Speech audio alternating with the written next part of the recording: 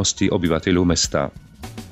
Do tejto kategórie rozhodne patrí problém celej štvrte, ktorá sa nachádza za železničnými koľajnicami a centrom mesta je oficiálne spojená iba nepraktickým cestným mostom. Tu žijúci ľudia ho však nevyužívajú a radšej chodia cez koľajnice pešo, aj keď je to zakázané a pravidelne pokutované. Obyvatelia nemajú v tejto štvrti takmer žiadne služby, ktoré sú potrebné k bežnému životu, či už staršieho alebo občana strednej generácie. Do školy za zdravotníckymi službami, ale aj za inými službami obyvatelia dochádzajú cez túto trať peši. Po roku 2002 novelou, a respektíve vykonávacím predpisom do zákona sa nepodarilo vyriešiť tento problém, pretože boli zakázané riešenia úrovňových prechodov cez trate. Oficiálny peší prechod cez koľajnice je teda málo pravdepodobný. Riešenie celého problému však podľa doktora Vladimíra Andela predsa len existuje. Jeho návrh spočíva v umiestnení 2 výťahov do konštrukcie už existujúceho mosta v mieste, kde je pohyb ľudí najväčší.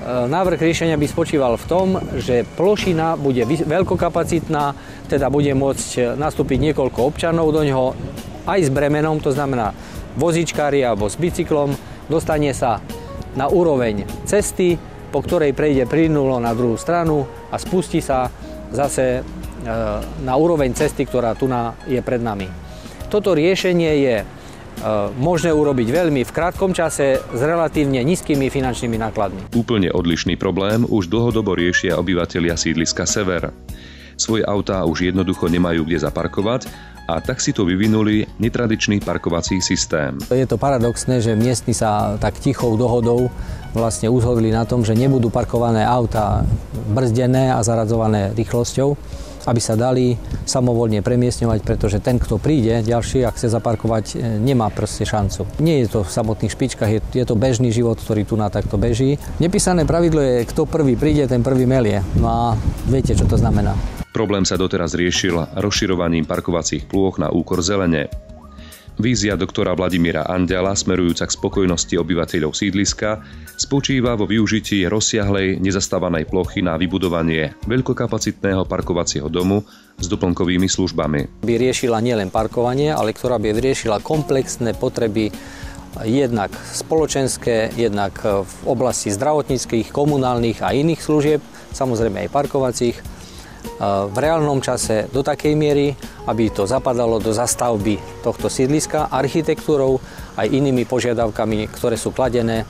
Náš projekt rieši tento problém tým, že na plochej streche zastavby by sme umiestnili takisto polifunkčné hryska s celoročnou prevádzkou. Tak ako v minulých projektoch, na to mesto rozhodne vo vlastnom rozpočte peniaze nemá.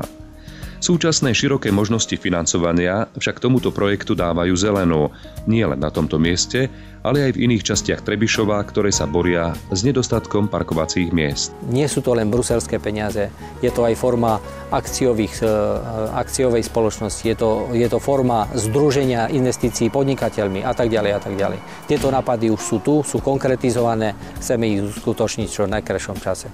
Chceli by sme, aby toto sídlisko vyriešilo touto stavbou svoje potreby komplexne.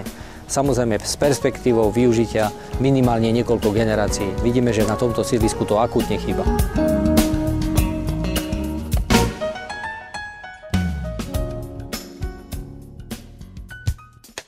Od problému mestskej časti či celého sídliska sa postupne dostávame k smutnej vizitke celého mesta.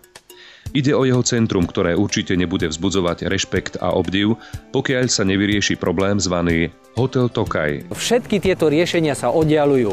Občania sú netrpezliví a sa pýtajú, kedy a ako to začneme. Ja si myslím, že je tu čas na to, aby sme to všetci svojou vôľou mohli zmeniť. Podľa názoru doktora Vladimíra Andela by mohlo na tomto mieste po dohode s majiteľom pozemku vyrásť jedno moderné administratívne centrum. Išlo by o budovu, ktorá by bola nielen novou dominantou mesta, ale aj centrom všetkého diania. Obyvatelia by jednoducho na jednom mieste našli širokú škálu služieb bez toho, aby chodením po úradoch strácali drahocenný čas.